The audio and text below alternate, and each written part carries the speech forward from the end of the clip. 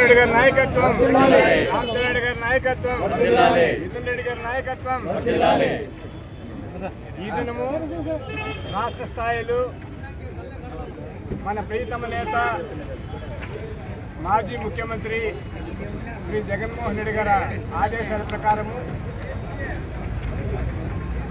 ఈ నెల 4వ తేదీన తలపెట్టిన వెన్నుపోటు కార్యక్రమాన్ని దిగ్విజయం చేయాలనేసి నియోజకవర్గ స్థాయిలో వైఎస్ఆర్సీపీ నాయకులందరూ కూడా కలిసికట్టుగా ఐకమత్యంతో మనం తలపెట్టిన కార్యక్రమాన్ని జయప్రదం చేయడానికి జగన్మోహన్ రెడ్డి గారి అభిమానులండి, రామచంద్ర రెడ్డి గారి అభిమానులు, మిథున్ రెడ్డి గారి అభిమానులు అందరూ కూడా పుంగనూరు నియోజకవర్గంలో ప్రతి పంచాయతీ నుంచి కూడా 4వ తేదీ పుంగనూరు పట్టణానికి విచ్చేసి ఇప్పుడు పోలీసు సంవత్సరంలో అయితేనేమి, మున్సిపల్ కమిషన్ సంవత్సరంలో అయితేనేమి, తహసీల్దార్ గారి సంవత్సరంలో మనము రిప్రజెంటేషన్ ఇచ్చి వెన్నుపోటు దినంగా ప్రకటించాలనేసి మనము ప్రజలందరినీ కోరుకునే విధంగా ఈ దినం పుంగనూరు నడిబొడ్డున స్వర్గీయ రాజశేఖర రెడ్డి గారి విగ్రహమును అందరూ సమీకరణ చేసి ఈ సభను ఏర్పాటు చేసుకున్నామంటే నిజంగా వెన్నుపోటు దినానికి ముఖ్య నిదర్శనం ఏంటంటే నిన్న కాక మొన్న కడపలో తెలుగుదేశం పార్టీ ఏ విధంగా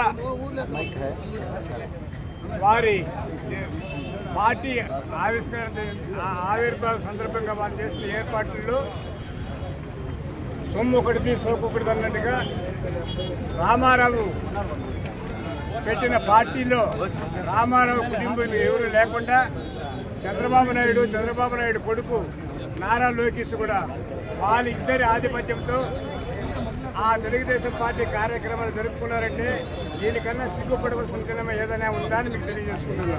దీన్నే వెన్నుపోటు అంటారు.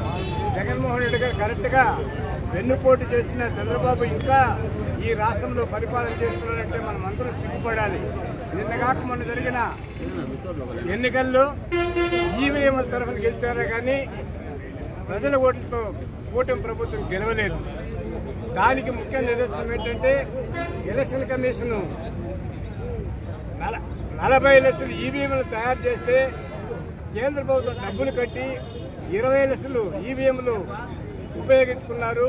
మిగతా 20 లక్షలు ఈవీఎంలు ఎక్కడ పోయినాయంటే ఇప్పుడు కూడా చెప్పకుండా ఏ రాష్ట్రంలో ఎక్కడ ఉప ఎన్నికలు జరిగినా, బై ఎలక్షన్ జరిగినా, ఇంకో విధంగా ఎలక్షన్ జరిగినా ఆ ఈవీఎంలు ఈ కూటమి ప్రభుత్వం అనండి లేదు ప్రస్తుత కేంద్ర ప్రభుత్వం అనండి వారి దగ్గర పెట్టుకుని మోసం చేస్తూ ఆ ఈవీఎంల తరఫున గెలుస్తున్నారు తప్పితే ప్రజలు ఓట్లేసి వీళ్ళు గెలవలేదు కాబట్టి వీళ్ళు గెలిచినా గెలవనట్టే ఉండాలి. ఇప్పుడు ఒక సంవత్సరంలోనే పూర్తిగా విఫలమైన ప్రభుత్వం ఎవరిదన్నా ఉందంటే చంద్రబాబు నాయుడు గారి ప్రభుత్వమే. నేను 15 ఏళ్ళు సీఎం అంటాడు. ఈ జగన్మోహన్ రెడ్డి గారి పీరియడ్లో ఈ 4 ఏళ్ళలో 5 ఏళ్ళలో పుంగనూరు ఏ విధంగా అభివృద్ధి చెందింది, రామచంద్ర రెడ్డి ఏ విధంగా కష్టపడ్డాడు, మిథున్ రెడ్డి ఏ విధంగా కష్టపడ్డాడు మీరు ఒకసారి ఆలోచిస్తే ఇంత అభివృద్ధి కానీ స్వతంత్రం వచ్చినప్పుడు జరిగింటే ఇంతకుముందు ఎమ్మెల్యేలు డెవలప్ చేసింటే మన పుంగనూరు బెంగళూరు కన్నా పెద్దది అయిపోయేది, అన్ని అభివృద్ధి కార్యక్రమాల్లో ఉండేది.